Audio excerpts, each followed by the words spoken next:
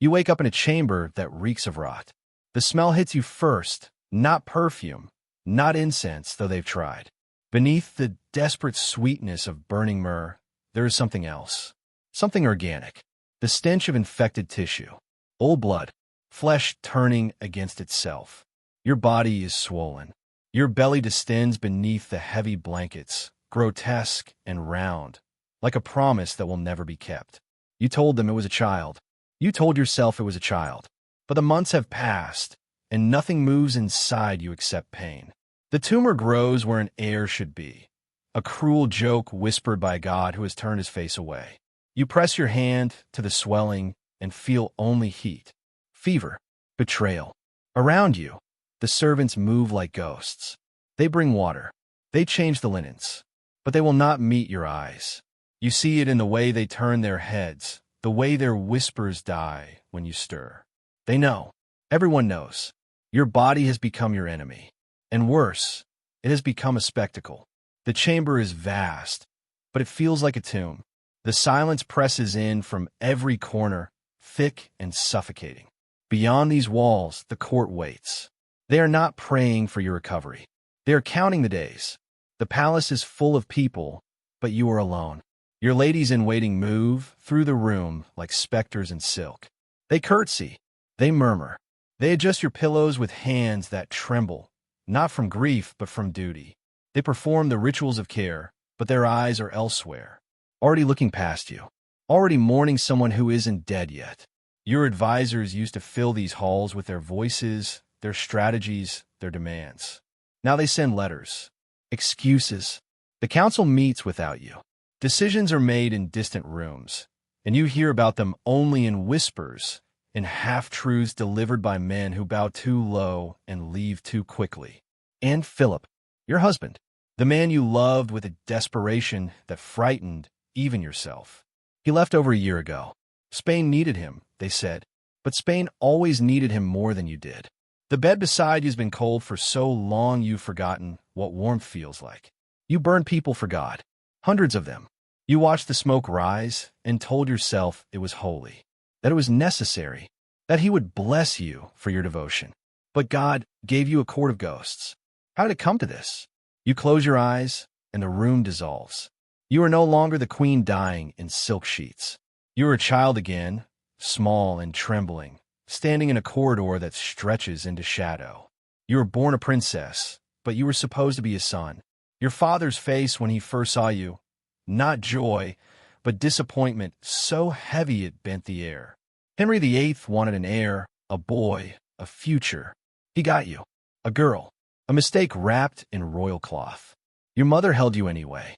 Catherine of Aragon whispered that you were enough, that God had a plan, that love did not require you to be something else. But you saw the truth in your father's eyes every time he looked at you. You were the wrong child, the failed promise, the beginning of his rage. You watched him discard your mother like she was nothing. Watch him marry again, and again, and again. 6 times he tried to erase the mistake of you. 6 women cycling through his bed, his court, his cruelty, and you, declared a bastard, stripped of your title, erased from the line of succession as if you had never been born at all. What happens to a child who learns that love is conditional on being something you can never be? You learn to survive, to obey, to bury the wound so deep it became part of your spine. But wounds don't disappear. They fester. They grow. They wait. They called you bastard, not in whispers, openly, in court documents, in public proclamations. Your father's new laws declared it. You were no longer a princess, no longer legitimate, no longer worthy of the name you were born with. You were 17 when they sent you to serve your infant half-sister Elizabeth, the daughter of and Boleyn, the woman who destroyed your mother. And now you, the former heir, were expected to bow, to curtsy, to fetch and carry like a common maid in the household of a child who had stolen your future. The humiliation was designed to break you. And in some ways, it did. Your father died. Your half-brother Edward took the throne, a sickly boy raised by Protestant wolves who saw you as a relic, a threat, a stain on their New England. They forbade you from practicing your faith. Guards stood outside your chapel. They burned your rosaries. They told you that the religion your mother died defending was treason now. You learned to hide, to pretend, to survive in silence while rage calcified in your chest like a second skeleton. Trauma doesn't always create empathy. Sometimes it creates certainty. Righteous, burning, unshakable certainty. You were a tree growing in darkness, twisted and bent, roots clawing through stone, reaching desperately toward any light, even if that light was vengeance dressed as devotion. And then Edward died. The throne was empty, and you reached for it with hands that remembered every wound. July 1553. The throne is yours. You rode into London, and they cheered. Thousands of them, lining the streets, throwing flowers, weeping with joy. For you, the bastard daughter, the girl they had erased, humiliated, forgotten. Now they called you queen. This was God's plan. It had to be.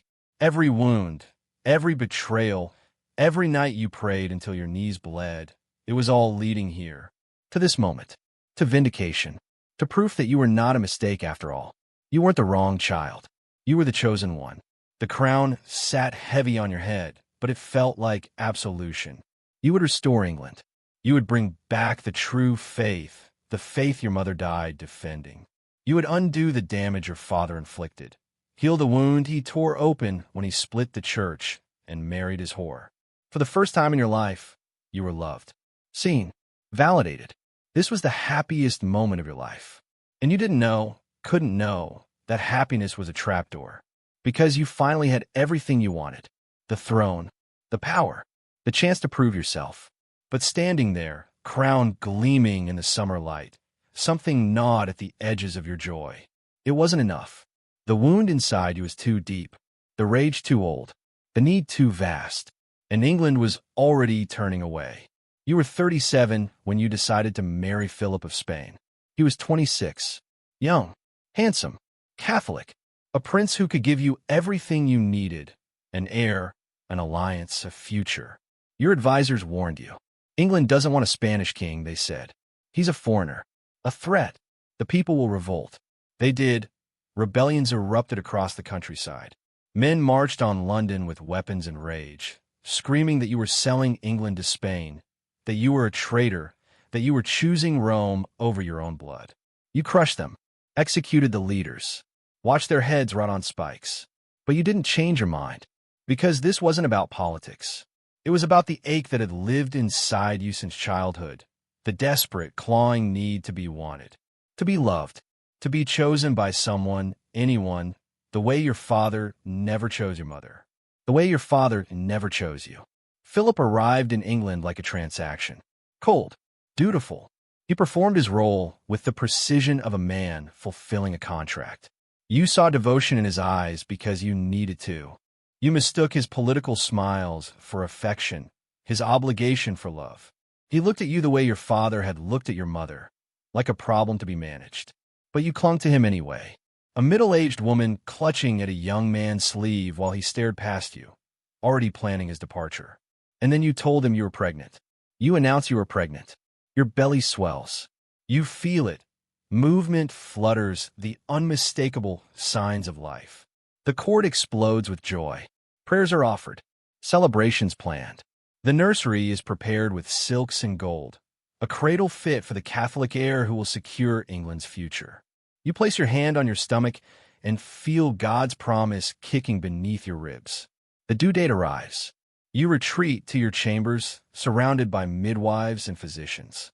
You wait for the pain, the blood, the screaming arrival of your child. Nothing comes. Days pass, then weeks. The court grows quiet. Whispers begin to crawl through the halls like insects. You insist the calculations were wrong, that the baby will come soon, that God's timing is not ours to question. Another month passes, then another. Your belly remains swollen, but nothing moves inside it anymore. The physicians examine you with careful hands and averted eyes. They say nothing, but you see the truth in their silence. There is no child. There never was. Your body lied to you, or your mind lied to your body. It doesn't matter which. The result is the same, emptiness dressed as hope. A tumor growing where an heir should be. Philip stops visiting your chambers. The court stops pretending. The nation stops waiting. You're not a mother. You are a failure. A barren queen clinging to a phantom, humiliated before God and country. And the rage, the old, familiar rage, begins to burn hotter. The fires begin in 1555.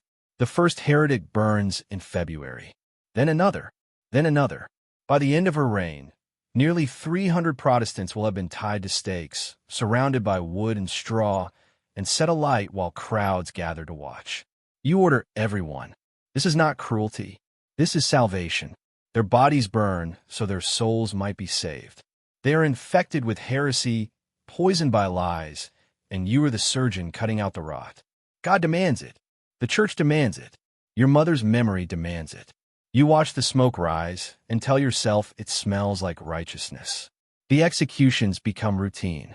Men, women, even a pregnant woman who gives birth in the flames, they all burn. Bishops, scholars, common folk who refuse to recant. You offer them mercy, renounce your Protestant faith, return to Rome, and live. Most refuse, so they burn. The crowds gather. Some weep, some cheer, some stand in silence, watching the flesh blacken and peel, watching bodies convulse and collapse into ash. The smell of burning meat mixes with the smell of prayers. You tell yourself this is love. Harsh love, the kind of love that saves. But England begins to hate you. Not fear you, hate you. The name they whisper in taverns and markets is not Mary the Faithful or Mary the Defender.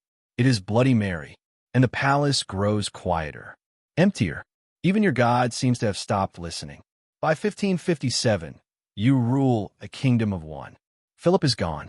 He left for Spain and sent letters, polite, distant, cold, explaining why he cannot return. War, duty, the empire needs him. The truth sits heavier. He cannot bear to be near you. You are a reminder of failure, of a marriage that produced nothing but humiliation. Your advisors obey because they must. They bow. They sign documents. They enact your laws. But their eyes are empty. They do not respect you. They endure you. They wait for you to die so they can begin again with someone else. Someone younger. Someone Protestant. Someone like Elizabeth. The people no longer cheer when you pass. They watch in silence, or they don't watch at all. In the markets, they whisper your name like a curse.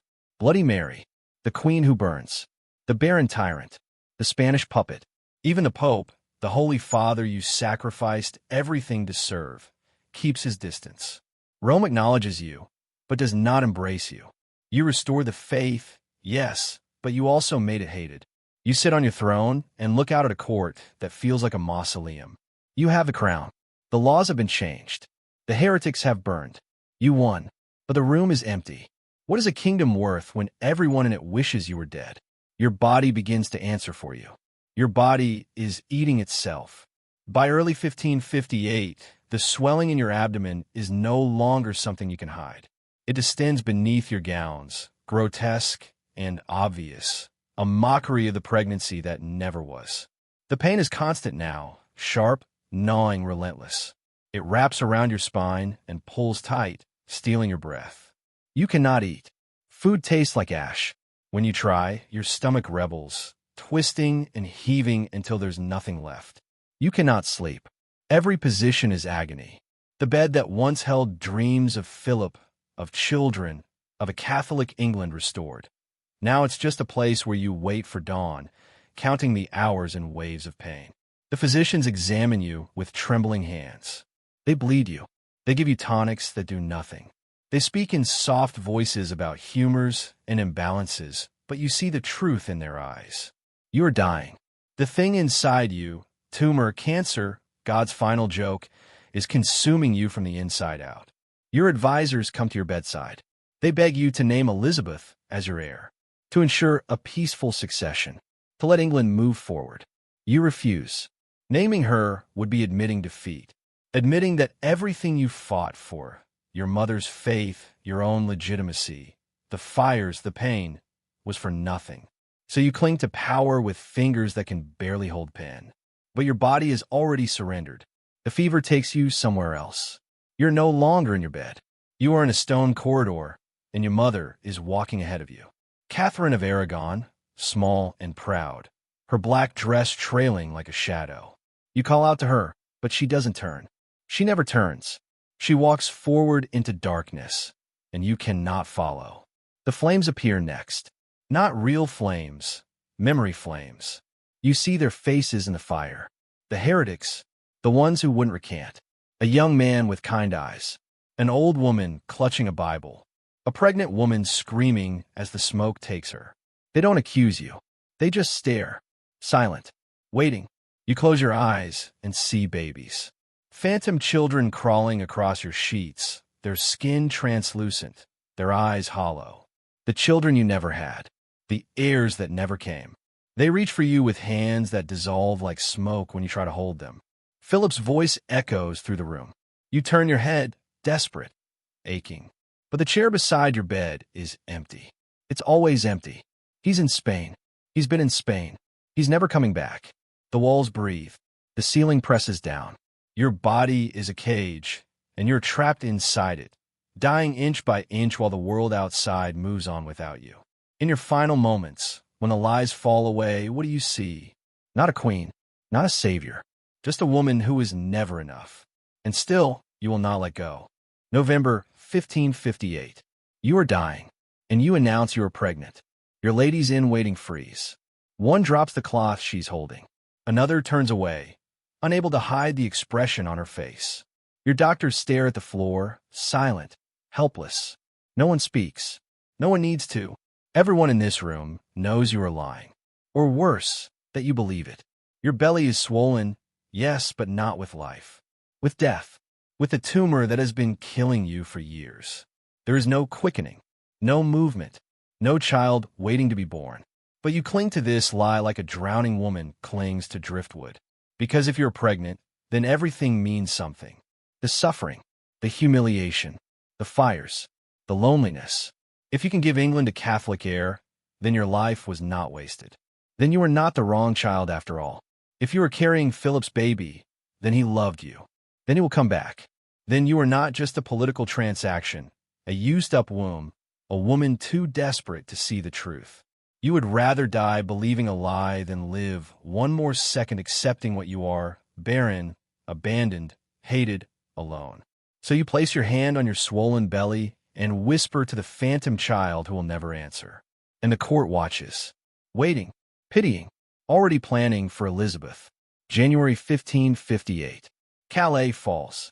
England's last possession in France, the final foothold on the continent, held for over 200 years, is gone. The French took in a week. Your soldiers surrendered. Your defenses crumbled. And it's your fault.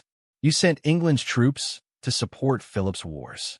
His empire.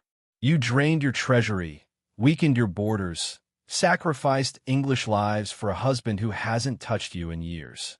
And now England has paid the price. When they tell you, the room tilts. You clutch the arms of your chair, feeling the world collapse inward. Calais, gone. Not just a city, a symbol. Proof of English power, English reach, English glory stretching back generations. Lost. Because of you. The words rise in your throat like bile. When I am dead and opened, you shall find Calais lying in my heart.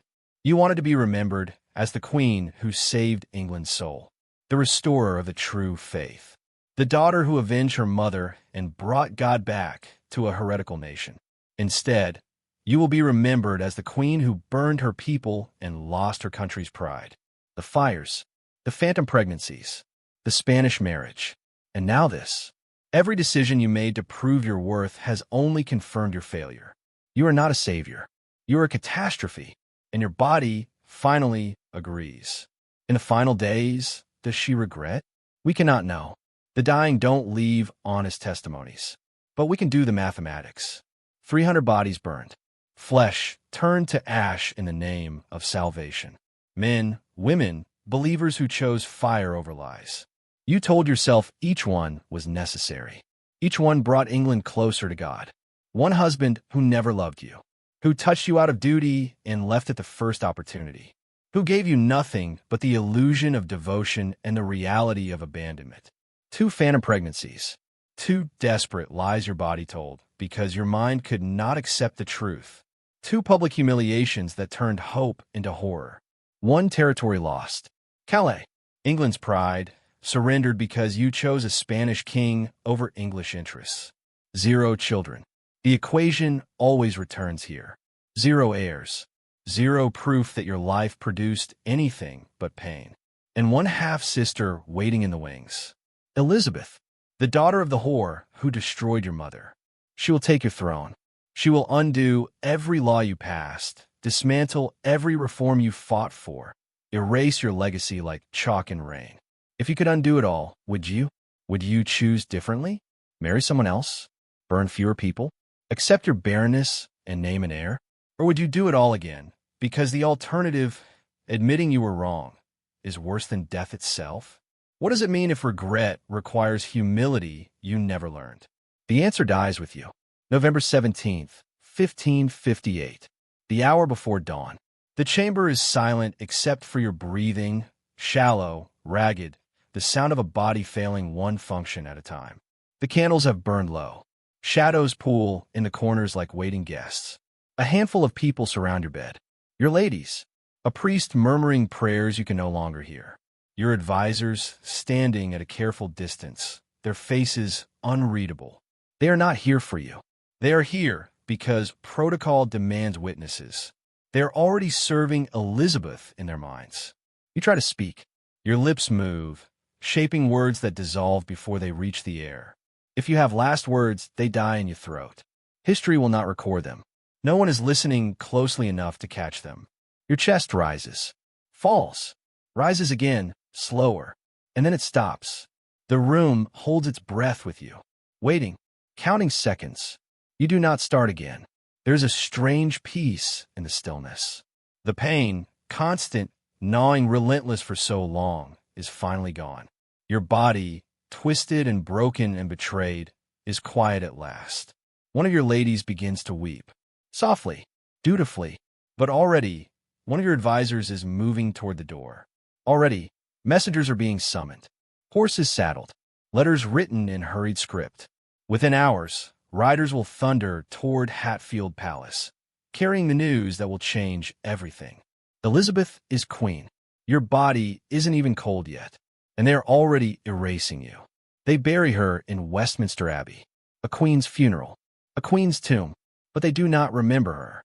Elizabeth takes the throne, and the dismantling begins immediately. Surgical, efficient. Every law Mary passed is repealed. Every reform undone. The Catholic Mass is outlawed again. The Protestant faith restored. The fires stop. The prisoners are released. It's as if Mary's entire reign was a fever dream England woke up from, relieved and eager to forget. Her marriage to Philip becomes a historical footnote. Her phantom pregnancies, a punchline. Her desperation, a warning. Within a generation, she is no longer a queen. She is a cautionary tale, a villain in England's story of progress. Bloody Mary, the name sticks. Not Mary the faithful, not Mary the devoted, not even Mary the tragic. Bloody Mary, the queen who burned, the tyrant, the fanatic. She becomes a ghost story whispered to children, a nursery rhyme sung in taverns. Centuries later, a cocktail, red and bitter, named for violence. She burned people to save their souls, to make them remember the true faith, to carve her legacy into England's bones.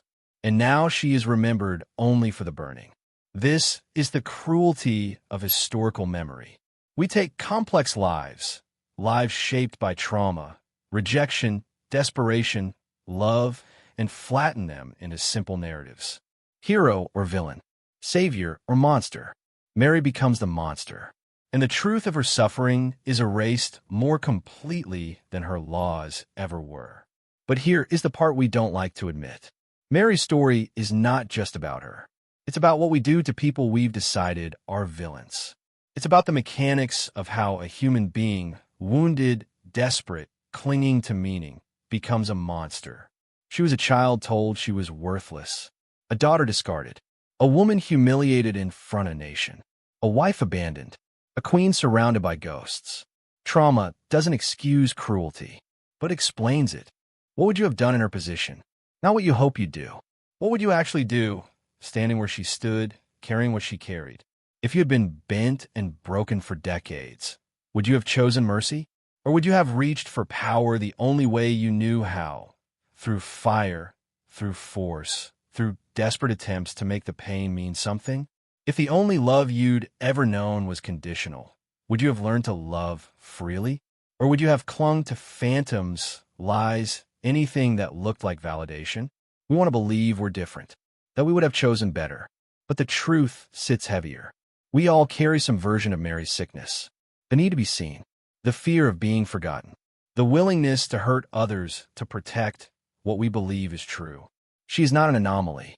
She is a mirror, and the reflection is uncomfortable because it's human. You stand before her tomb now, and you feel nothing. Mary Tudor rests beneath cold marble in Westminster Abbey, sharing her grave with Elizabeth, the sister who erased her, the queen who became everything Mary could not. They lie together in death, these enemies, as if history itself is mocking her one last time. What remains of her? A few portraits where she looks tired, sick, older than her years. A nickname that's become a joke, a drink, a Halloween costume. The woman who wanted to be remembered as England's savior is remembered as its monster. But something else remains too. A warning, carved not in stone, but in the silence of those who study her face and feel the weight of what she became. Power without love is not power. It is a cage. Certainty without doubt is not faith. It is a disease. And suffering, no matter how deep, does not give you the right to make others suffer. Return now to that bedroom, to the smell of rot, to the swollen body and the phantom child that never was. Ask yourself, what could have saved her? Not from death, but from becoming this? Maybe nothing. Maybe she was always going to burn. And maybe, in the end, the cruelest truth is this. Some tragedies are inevitable. Some wounds are too deep to heal. Some people are born into a story that can only end one way. In darkness. In silence. In flames.